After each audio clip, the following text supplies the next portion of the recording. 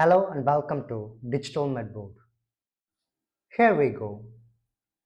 Total calcium in the blood consists of two components, bound calcium 50% and free calcium 50%.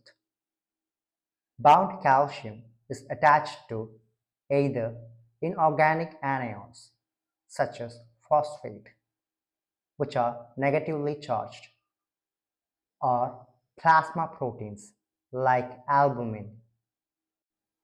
Next, free calcium, also called ionized calcium, is the biologically active form and plays a crucial role in stabilizing the resting membrane potential of cells. During alkalosis, plasma proteins sense the elevated pH, which is alkalotic state, and attempt to neutralize by releasing hydrogen ions.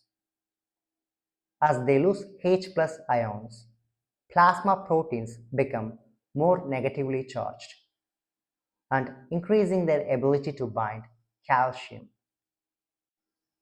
As a result, more calcium becomes bound and the level of the free active calcium decreases, even though total calcium remains unchanged, which is normal.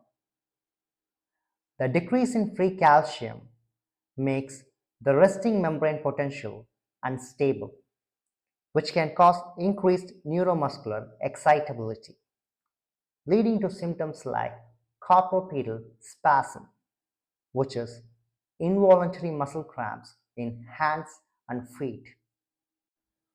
We got a question.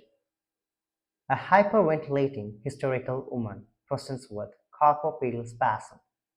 The causes, even though the answer is marked, let's have a quick explanation.